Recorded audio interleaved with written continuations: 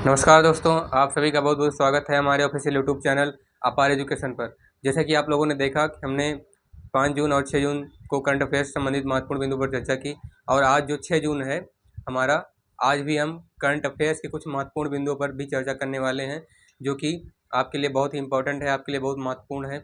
जो कि हमने आपसे पहले ही बताया है कि रेलवे डिपार्टमेंट या किसी भी प्रकार की शिक्षा विभाग, यूपीएससी, एनडीए या फिर किसी भी डिफेंस की हम तैयारी करते हैं, किसी भी ऑल गवर्नमेंट कॉम्पिटिटिव एग्जाम जिसमें जीएस या जीके स्टडी पूछा ही जाता है, तो उसमें जो है आपके लिए ये सबसे ज़्यादा इंपॉर्टेंट होने वाला है आज का हमारा वीडियो, और आप इसे मिस मत करिएगा, आप इसे ज़रूर देखिएगा। चलिए शुरुआत करते हैं करंट अफेयर्स के कुछ महत्वपूर्ण बिंदुओं की, जो कि आपको जानना बहुत ज़रूरी है, जो कि आपको बोर्ड पर दिख रहा होगा, इस प्रकार है। देखिएगा, आज हमारा 6 जून है, इसका करंट अफेयर्स दिन शुक्रवार है। तो आज से संबंधित हमारा जो पहला बिंदु होने वाला है, हमारा इंडियन आर्मी, भारतीय सेना से ही होने वाला है। जो कि देखिएगा, भारतीय सेना, इंडियन आर्मी, इसको हम बोलते हैं एविएशन कोर। ये कि भारतीय सेना, इंडियन आर्मी का एक शॉर्ट फॉर्म होता है। इनका एक समूह है एविएशन कोर, यानी कोई भी घटना होती है तो इनके समूह को जानकारी दी जाती है कि तुम ऐसे ऐसे करो। तो हमारे एविएशन कोर के जो भी डिफेंस हैं, जैसे भारतीय सेना के 3 भागों में है ना, एक होता है जो है जल सेना, एक होता है थल सेना, एक होता है वायु सेना। इन तीनों के अलग अलग चीफ कमांडेंट हैं, अलग अलग चीफ डिफेंस स्टाफ है ना, एक सीडीएस होता है एनडीए का। तो ऐसे ऐसे अलग अलग हैं इन तीनों के। तो इन तीनों सेनाओं में एक एविएशन कोर का एक संगठन है भारतीय सेना का।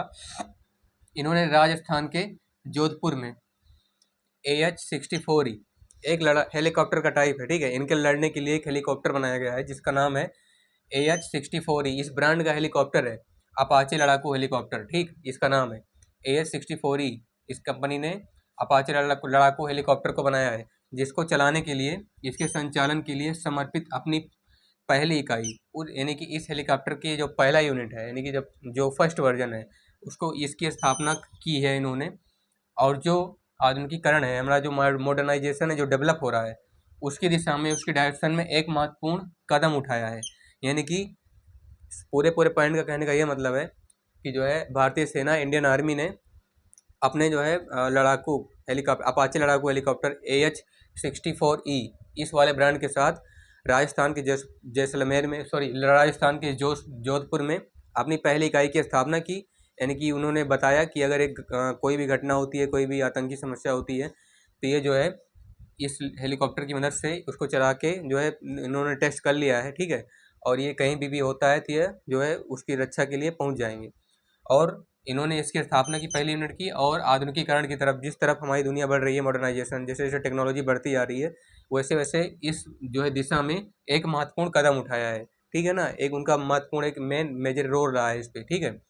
तो आशा करता हूँ आपको ये बिंदु समझ में आया होगा। आइए आगे बढ़ते हैं। दूसरा वाला हमारा जो बिंदु है रक्षा सचिव से है, इसी से ही संबंधित है, लेकिन ये डिफेंस है, ये भी डिफेंस है, ये भी डिफेंस है, ठीक है। ये रक्षा सचिव है, हमारी इंडियन आर्मी इसी के अंतर्गत आती है। तो रक्षा सचिव हमारे, आपको पता होगा, एक रक्षा मंत्री होता है, एक रक्षा सचिव होता है। तो रक्षा मंत्री हमारे राजनाथ सिंह हैं, और रक्षा सचिव भी उन्हीं के अंडर में आते हैं, ठीक है। यानी कि जो हमारा डिफेंस एसोसिएट होते हैं, वो मैसूर में BEML, भारत मूवर्स लिमिटेड इन ईस्ट, जिसका मतलब होता है पूर्व में भारत मूवर्स का एक सीमांतरित होना, ठीक है। यानी कि पूर्व में जितनी भी जो भारतीय सीमाएं हैं हमारी, जैसे पूर्व की अगर बात कर लें तो उधर से असम आता है, नागालैंड है ना, और मिजोरम आता है, मणिपुर आता है। तो इस तरह के हमारे जो राज्य हैं, ठीक है, पूर्वी, वहाँ पे इन्होंने, सचिव ने मैसूर में BEML लिमिटेड इन ईस्ट एक रंजन डिवीजन इंजन बनाया है, ठीक है, जिसका नाम है रंजन डिवीजन के लिए मुख्य युद्धक टैंक, स्वदेशी निर्मित 1500 हॉर्स पावर है। वो ऐसा इंजन है ना जिसकी पावर जो है 1500 हॉर्स पावर है। आपने साइंस में पढ़ा होगा, फिजिक्स में, एक हॉर्स पावर होता है, HP जिसे बोलते हैं। तो उस इंजन का जो कैपेसिटी है ना, उसका जो पावर है, एनर्जी है, वो 1500 हॉर्स पावर है, जो कि अपने ही देश से बनाया गया है, स्वदेशी निर्मित है। इस इंजन के पहले टेस्ट फायरिंग की शुरुआत की इन्होंने, जो है एक इंजन बनाया, उसका टेस्ट फायरिंग भी कर लिया, जो कि एकदम सफल हुआ। इसके कहने का मतलब है कि जो मैसूर में पूर्वी इलाका है हमारा, अभी हमने जो चर्चा की, असम से होकर नागालैंड तक हो गया, असम, मणिपुर, और उसके बाद फिर बिहार, सॉरी, असम हो गया, मणिपुर हो गया, नागालैंड हो गया ना, ऐसे ऐसे जो देश आते हैं बीच में, सॉरी, राज्य आते हैं। तो इसमें रंजन डिवीजन जो है एक इंजन बनाया गया, उसका मुख्य युद्धक टैंक, ऐसा इंजन जो युद्ध के टैंकों को ले जा सके, जो सेना में काम आ सके, उसकी जो 1500 हॉर्स पावर है, इसका उन्होंने सफलतापूर्वक पहले टेस्ट फायरिंग की शुरुआत की, ठीक है। ये इन्होंने किया है। उसके बाद हमारा जो तीसरा क्वेश्चन है हमारे इन्वायरमेंट से रिलेटेड है, हमारे पर्यावरण से रिलेटेड है, ठीक है।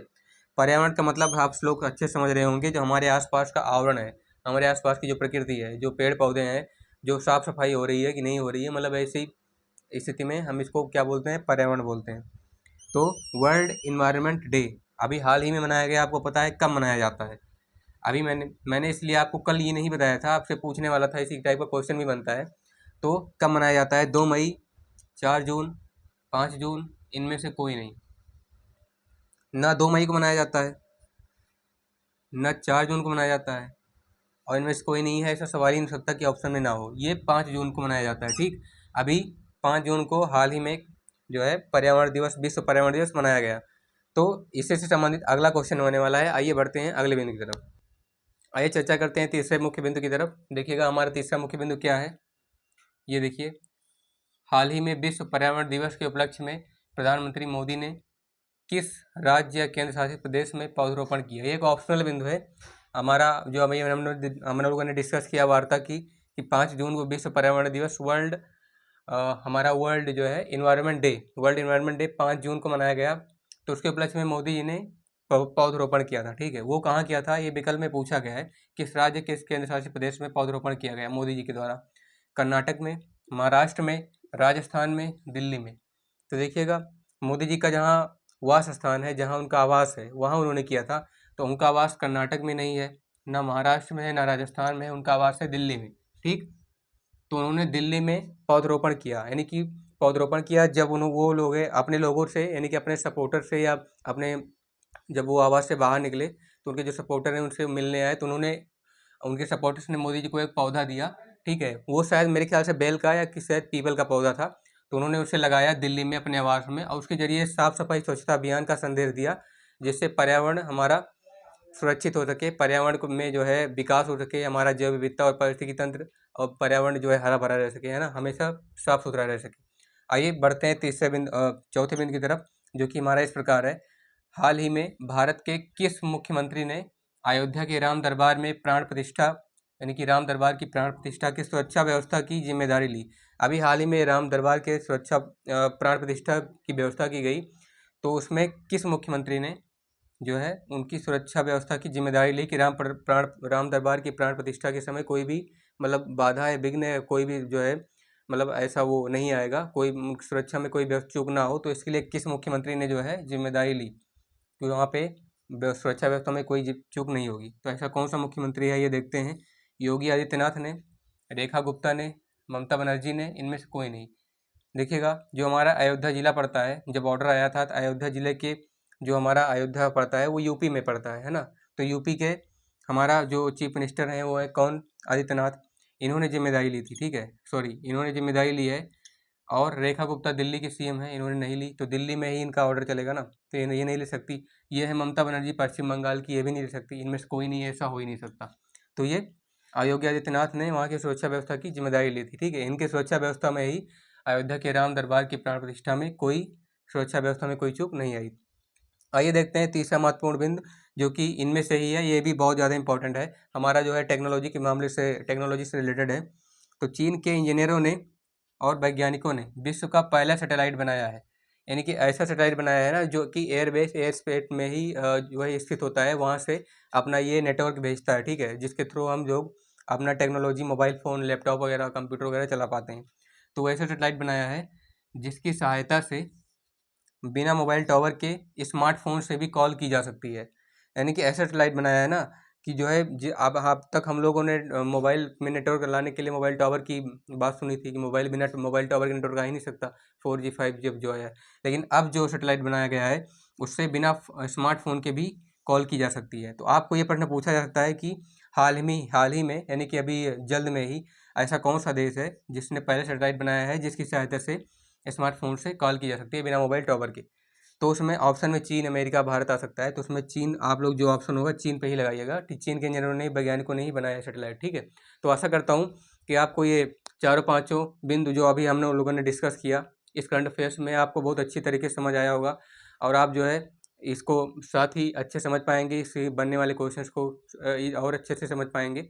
तो आशा करता हूँ आपको वीडियो ज़्यादा ही समझ आया होगा। इसी तरह की वीडियो को देखने के लिए हमारे चैनल को लाइक करें, शेयर करें, और इस वीडियो को शेयर करें, और जितना ज़्यादा हो सके इस पर कमेंट करें, सब्सक्राइब करें।